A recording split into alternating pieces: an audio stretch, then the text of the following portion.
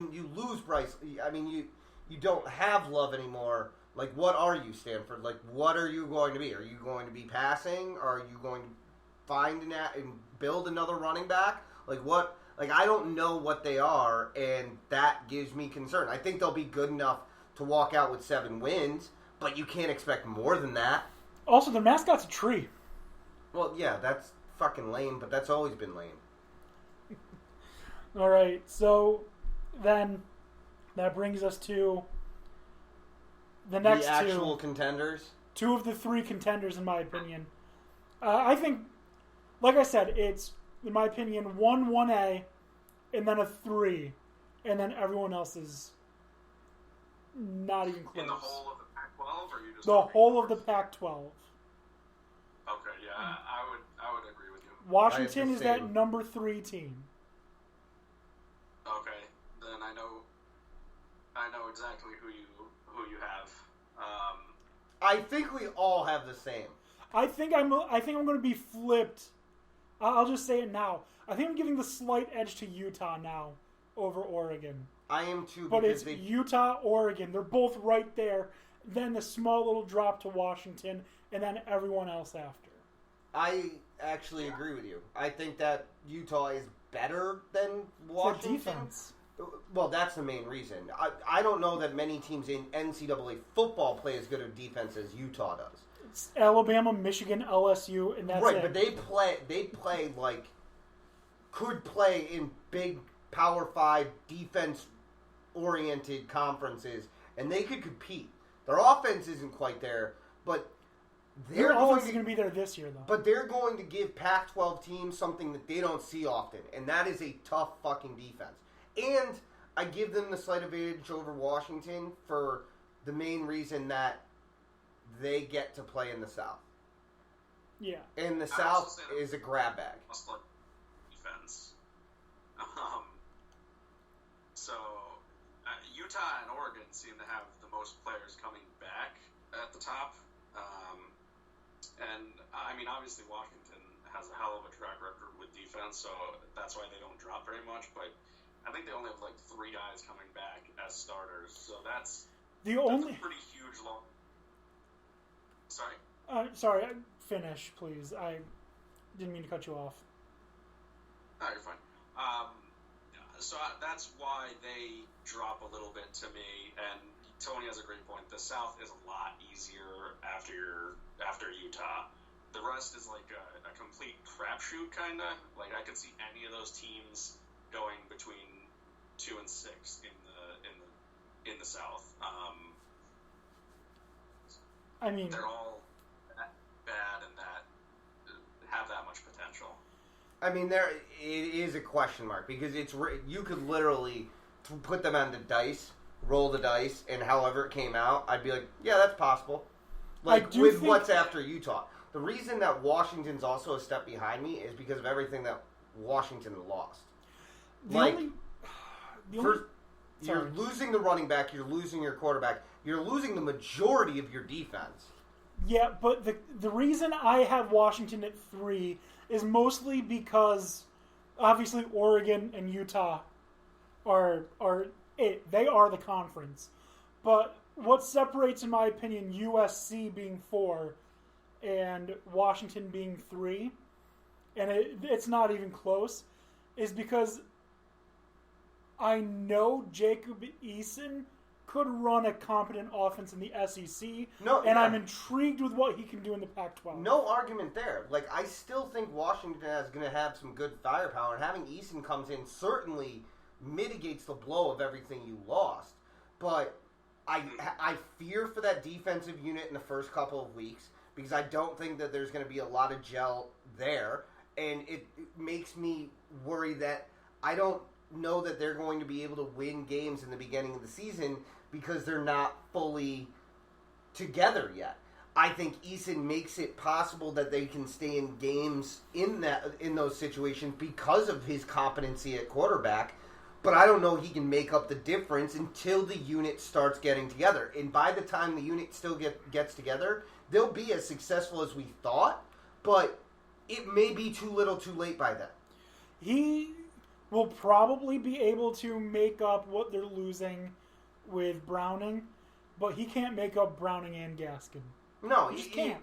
No, Gaskin's going to be the biggest hole that they have to be able to try and address, and Eason makes it easier, and I'm sure they have talent. Washington's been a good recruiting program, but it's what keeps them from being in the championship to me is the fact that there's a lot of new faces. Eason's going to have a lot of responsibility in a new team that he's not entirely comfortable right off the bat with, and that get the motor running mode in those, first couple of game problems is the difference from them being in the Pac-12 conference championship game and a possible playoff contender and not. Yeah. That's going to be it right there. I just see that being the issue. I still think that they're going to be a wickedly successful team. I think they can have an 8-win, 9-win season, but they're not 11-1, 12-0. They're not right. They're not that we're going to contend at the end. Right.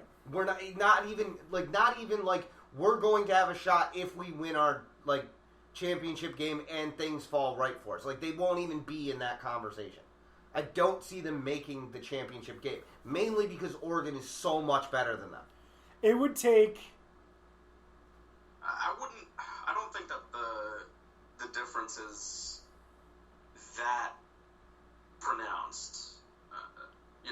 Yes, Washington lost a lot, but they have the track record in recent history, and they also, I believe, face Oregon and Utah at home. They Utah and Oregon have to come into Washington, which is a pretty significant advantage. But Washington's not a place that anyone fears going to. You still don't want to play on the road. I mean, at the end of the day, you don't want to play on the road. So that's a nice little advantage for them, despite the disadvantages they're coming into the season with.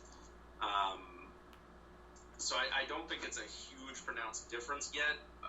As Tony pointed out, that the beginning of the season is really the issue for them. By the time they face Oregon, it's October 19th, I think we'll know what we have in Washington. I think we already know what we have in Oregon, and that's, a top contender for the Pac-12. Potentially a playoff berth, maybe not. It's going to take, they're going to need to go 12-1, I think. Well, I mean, the one for Oregon is going to be decided week 1. That's my opinion personally, because they're going to Auburn. And that's where we're going to find out right off the bat, can Oregon play with top-tier SEC teams? And if they come out of that game victorious, that is a momentum setter for their entire season. I also think it's good for Oregon, because if they do lose, and their only loss at the end of the year was to their week 1 Auburn, that's a very good argument for the playoff. Now, Washington going to is not going to be easy. There's some questionable ones that I don't fear them having to go to Stanford or USC. I just don't see either one of them being good enough to keep up with Oregon, especially when you have a Heisman-level quarterback in Herbert. That makes a huge difference, especially in college football. And the toughest step after the Auburn game to me is Washington. And I don't know that that's that tough at that point. And if they get the Auburn game, you can forget it. If they get the Auburn game, I think they can ride that momentum, and they should be there come playoff time. I know this is going to sound stupid, but never overlook a rival. Oregon State is going to play for that game only. That's the entire season that they're playing for. Okay. I can see them being in that game in the first quarter. They always play us pretty tough. Even last year, it was a lot closer than I would have liked.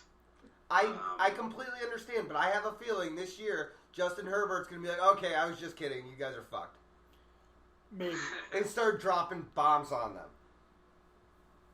I mean, yeah, you never count out a rivalry because rivalries are always tend to be closer no matter what. But there's a big difference in the level of talent that Oregon has available. And should they utilize it properly, Oregon State is going to be like, you know what, we can just, like, call this now.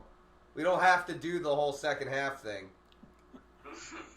Like, I'm tired, you're tired. Get some pizza or something. Netflix and chill. Yeah. Let's head on down to the South, okay? If we must. For me, seriously, the bottom 4 teams in the South, I can see them all fluctuating. like you said, put them on a dice. But I think the team that's going to end with the worst record is Arizona. Then Colorado, UCLA, Arizona State. I'm only giving Arizona State the 3rd spot in the South because I fucking love Herm Edwards. I like Arizona State with Herm Edwards. I flipped Colorado and Arizona, and that could be completely wrong. Colorado obviously just got their new coach, Saban's mentee. I can't remember his name off the top of my head. Sorry. The people coming from the Saban tree, we no longer call them mentee or from the Saban tree. We call them Saban's bitch because they're never going to beat him. They're never going to beat him, but I think there's a good chance he'll improve Colorado. It'll take 3 years. Yeah, from being the worst in the South. But yeah, I could see Arizona being the worst. I could see UCLA being the worst. I don't really see Arizona State being the worst. But yeah, that bottom 4 really is pretty interchangeable. And then number 2 USC, number 1 Utah, obviously. Let's just talk about Utah real quick because Utah. Hang on, because this is how it could go, and this is the way that you guys broke it down. Here's what I think will happen: UCLA, Arizona, Colorado, USC, and then Arizona State. What? Because it doesn't matter; it can go any way. There's just a collection of 5 to 7 win teams. That's all it is. And the 5 to 7 is dependent on games against each other. I think of those 5, USC is the cream of the crop. Fuck that. I'm going Arizona State. Go Team Herm Edwards. All right.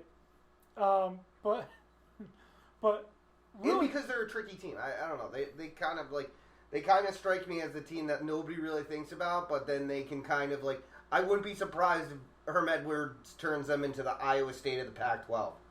Nobody really pays attention, but then all of a sudden it's like, oh shit, they're not that bad. Yeah, so Utah. We're talking about defense. Utah's the best team in there. We're talking about defense. I'm just looking at their all Pac-12 teams. A third of their first team defense is Utah. 2 D linemen and 2 D backs. And they add another D lineman on the second team.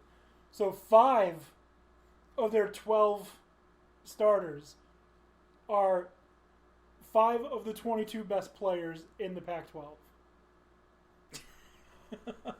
They fucking amazing. are fucking nuts. And then, let's not forget that Utah has a little bit of a problem, but it's a good problem.